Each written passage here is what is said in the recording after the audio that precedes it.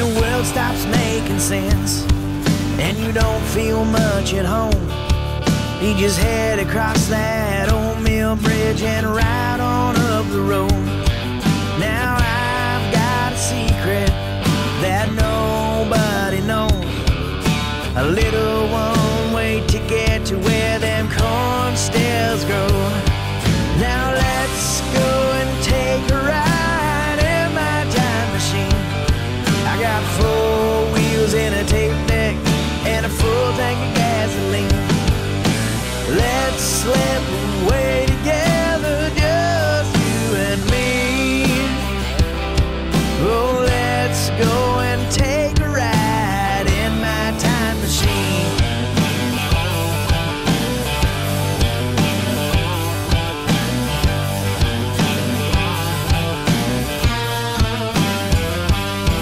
Now she's got a bench seat if you'd like to ride.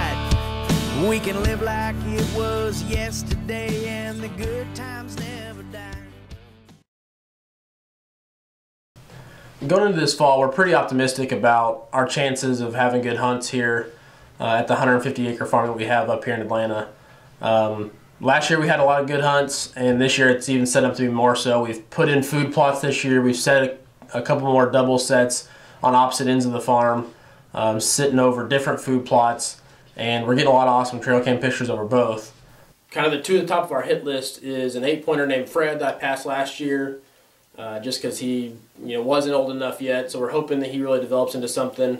And then a 10-pointer which we hadn't seen at all last year that we called Dime. He's just a perfect 10, extremely symmetrical, and just an ideal frame. He's comes out off his head nice and wide and nice and tall too. He's a great deer. So we've got a lot of options here. We've also got some quirky deer. A deer called Trips. It's got 3 main beams on one side. A deer called Claw, because he's just got a claw on one side. So we've got a variety of deer and a lot of awesome trail cam pictures thus far. So we're really hoping we get into some good hunts this fall. We've really put in the work earlier this summer and just finishing up our food plots and hanging our double sets, and we've been getting a lot of trail cam pictures, so we're really hoping that we have a good outcome. Really hope all this hard work pays off this fall. I say I'll just have a sip, and that's all it takes for the scales to tip. I never see it coming till I wake up on the floor. When the whiskey takes hold, fire can't overcome the cold. Now I'm angry because you're angry, 'cause I went and did it again.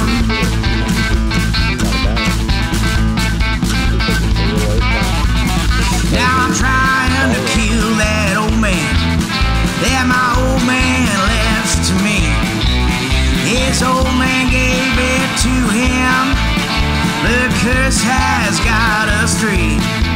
If it's the bourbon or blood, I'll pour it in the mud. Now I'm trying to kill that old man, but one day I swear I'll be free.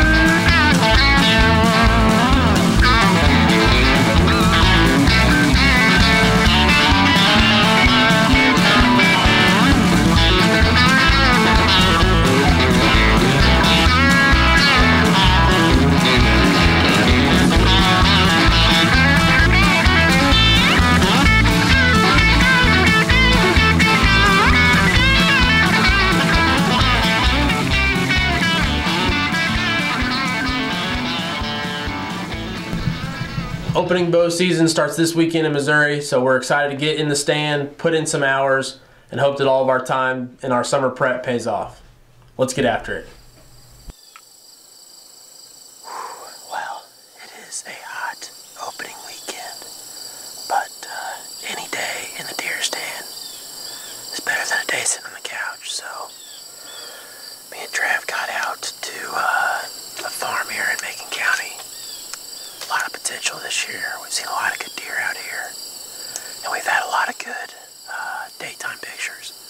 So we're hoping we run into something this evening. It's about 6:20 or so, and we've seen a lot of deer coming out right around that 7:15 window. So we're hoping to see something. 6:55 rolls around, and finally we're getting deer coming into the bean field just like we thought they would.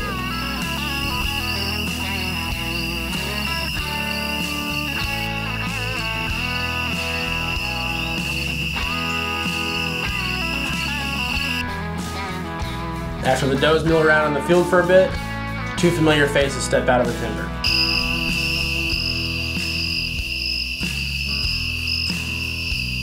I walked the road outside Austin, biting down on the dust, but my thumb caught a stranger's eye, an old man burning gasoline and rust. He was old, so old and haggard. Most of that red hair had gone. In the stand, me and Trav are starting to get a little worried. We're losing daylight pretty quick, and those bucks are a long way off. You're gone, but I ain't got nothing to say. That man, he was my preacher. He was my shotgun guide. He was my red-headed shepherd. But it has come his time.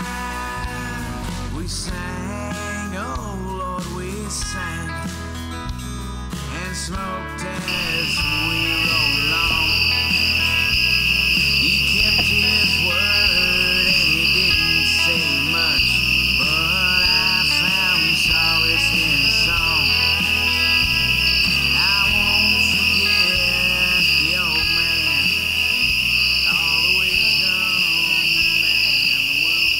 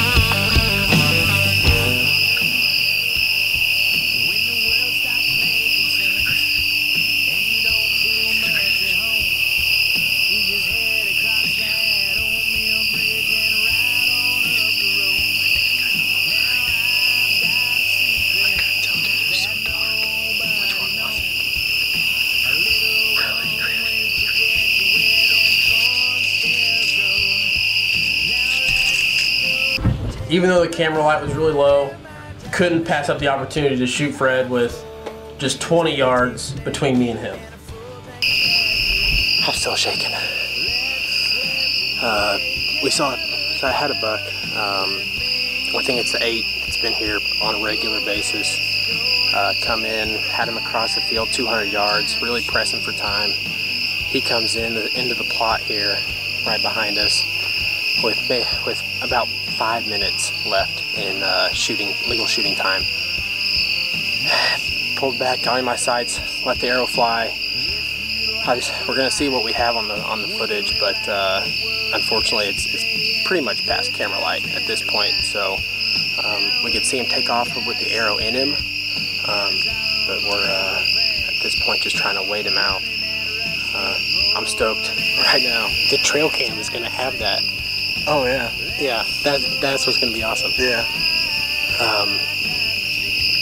It's just one of those feelings where it's like finally all the hard work and effort and all the time me and Trav and Gordo and Tucker and Andy and the whole crew's put into food plots and tilling up earlier this year and spraying and planting and fertilizing, and it's just one of those where we're ecstatic that it paid off. Here we are, second day of opening season. It's as hot as it can be, but we've had pictures, and I think a lot of that's because we've put in the hard work.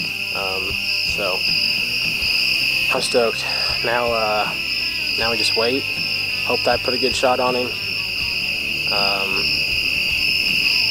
and hope we can find some blood in a few hours.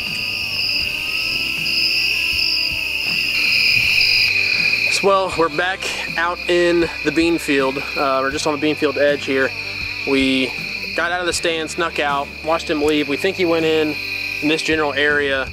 So we snuck out, walked back to the house, got some food, called all the guys, watched the film, trying to figure out if we had put a good shot on him or not. It's a little back, probably, you know, right on inside his back leg, but it's deep. We think we got a lot of penetration on the arrow. He was limping pretty hard coming through here, so we've got a good idea of where he should be, somewhere south of here. So got Raleigh and Andy and Gordo all came and checked out the footage, and so we got plenty of guys. Hopefully find this guy tonight.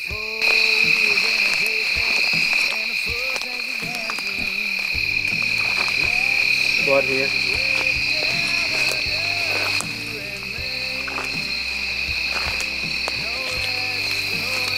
There's a good patch right there. There's real good right there. There we go. Oh yeah, looks like good blood there. Oh, here we go. Look at these. It must be on his right side. That's his exit wound. Yep. Yeah, that's got to be on his right side. He's far. Here's still some right here. The light's up. Here's a good patch right there. Sounded like a good old walking blood trail from the rage. Oh yeah. Yep, there's a good patch right there.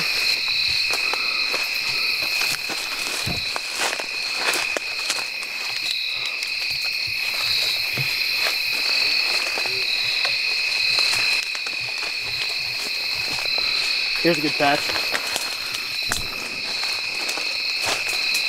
Here he is. Here's White. Here's White. Belly up! Woo! Belly up! Woo! Oh yeah. Sits on the sofa, his beard is gone white. Oh yeah, that looks good. He's busted his ass for all of his life. Oh yeah, he's nice. Trophies hang behind him and he sit on the floor. And let's have another and let's talk some more.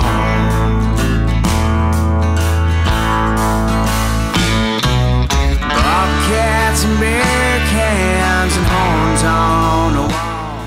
At the time we were a little unsure of the shot, so we came back to the house, checked the footage, and decided we'd go after him that night. I was ecstatic to get in there, 20 yards into the timber, and there he was. It was an awesome recovery on a great hunt, and I'm excited to have a deer down that I've had experience with in the past, I've had on previous hunts, and I'll be supporting the guys from behind the camera for the rest of this fall.